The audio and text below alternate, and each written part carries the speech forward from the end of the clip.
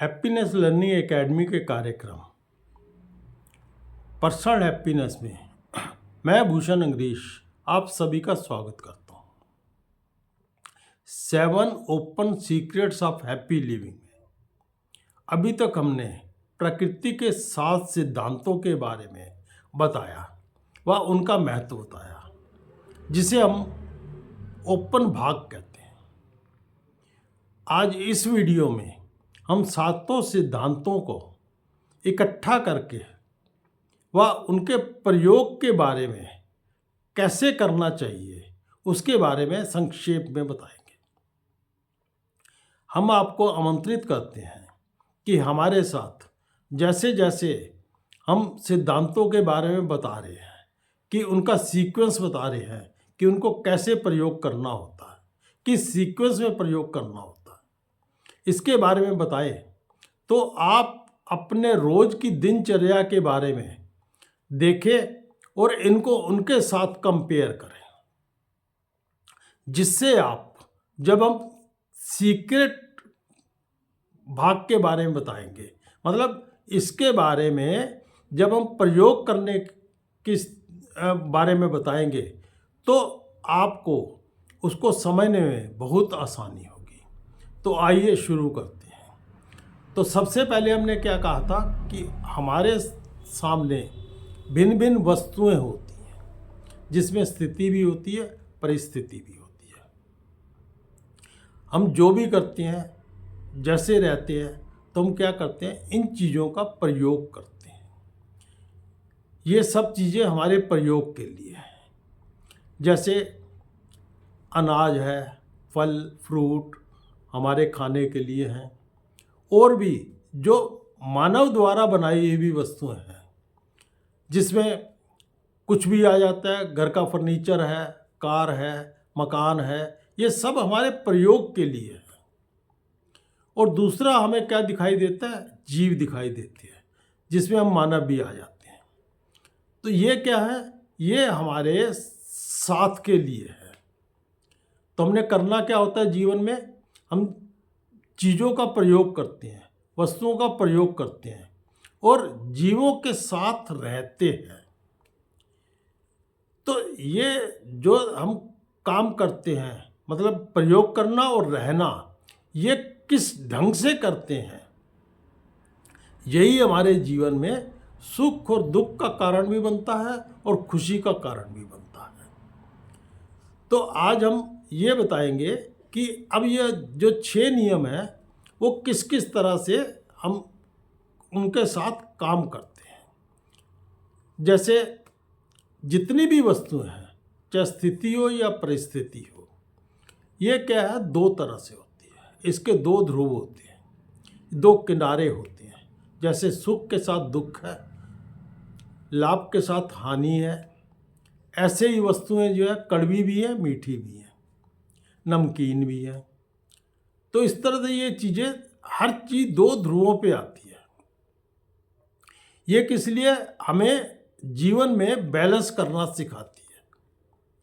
हम जब भी एक ध्रुव पे होते हैं और हमने दूसरे ध्रुव पे जाना है, तो क्या होता है कि हम कुछ ना कुछ बदलाव करते हैं। जैसे मान लो हमें हानि हो रही है, तो हम क्या करेंगे, दूसरे ध्रुव पे जाने का कोशिश करेंगे कि हानि से लाभ में कन्वर्ट करना है। तो उसके लिए हमें कुछ ना कुछ बदलाव करना पड़ता है। ये बदलाव क्या है, ये बदलाव का मतलब है हमने कुछ काम किया। जब हम काम करते हैं तो क्या होता है कि हम कुछ कर्म करते हैं, हम कुछ कारण बनाते हैं, जिससे हम एक ध्रुव से दूसरे ध्रुव तक जा सकें। इसीलिए इसको कहते हैं कारण और प्रभाव का नियम, क्योंकि हम जो कारण बनाते हैं उसका कुछ प्रभाव होता है। अगर वो पॉजिटिव प्रभाव होगा तो हम हानि से लाभ की तरफ चल पड़ेंगे, और अगर वो नेगेटिव आ जाएगा तो हमारी हानि और बढ़ जाएगी। तो ये बदलाव किस तरह करना है, ये हमें कारण और प्रभाव का नियम बताता है, क्योंकि जैसा हम कारण बनाते हैं वैसा ही उसका प्रभाव होता है। ये हमें उसकी दिशा तय करने में हेल्प करता है। कि दिशा जो तय होती है वो कारण और प्रभाव के नियम के द्वारा ही होती है। उसके बाद क्या है कि जब भी हम कोई कर्म करते हैं, कोई कारण बनाते हैं, उसका प्रभाव आने में समय लगता है। कई बार तो ऐसा है कि एकदम प्रभाव आ जाता है, लेकिन जनरली आम तौर पर उसके प्रभाव में कुछ समय लगता है। जब समय लगता है, जैसे हम फसल बोते हैं, एक बीज डालते हैं, कर्म कर रहे हैं ना, एक हमने कारण बनाया फसल होने का। क्या कारण बनाया? बीज डाला। जब बीज डाला तो बीज से पौधा बनने में, फसल आने में समय लगता है। वो समय हर चीज़ का अलग अलग होता है। जैसे गेहूं की फसल का समय अलग होगा, बाजरे की फसल का समय अलग होगा, और सब्जियों की फसल का समय अलग होगा। इसका समय अलग अलग होता है, लेकिन हमें कुछ ना कुछ इंतज़ार जरूर करना पड़ता है।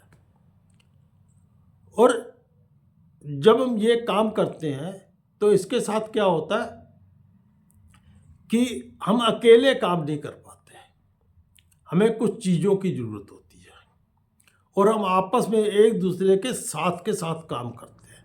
मतलब एक दूसरे का समन्वय बना के काम करते हैं, जिसे हम सिनर्जी कहते हैं, कि एक दूसरे के साथ मिलके काम करते हैं। जब मिलके काम करते हैं और एक दूसरे की हेल्प करते हैं, एक दूसरे का साथ देते हैं, तो काम होना आसान हो जाता है। और इन सब काम करने के लिए हमें क्या चाहिए? एक ऊर्जा चाहिए। प्रकृति में ऊर्जा जो है वो उसका भंडार है, और हम ऊर्जा बना भी नहीं सकते और ऊर्जा को समाप्त भी नहीं कर सकते। लेकिन होता क्या है कि हमें ऐसा नहीं है कि जो ऊर्जा हमें प्रकृति में मिल रही है वही ऊर्जा ही हमें काम आ रही हो।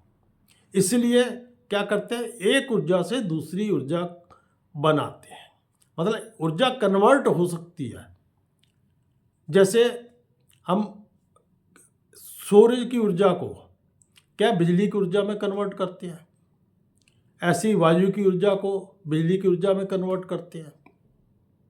हम जब खाना खाते हैं, अनाज लेते हैं, फ्रूट लेते हैं, ये सब चीज़ों से क्या होता है कि हमें प्रोटीन मिलता है, विटामिन्स मिलते हैं, जो हमारे शरीर के लिए जो ऊर्जा चाहिए उसमें वो कन्वर्ट हो जाती है।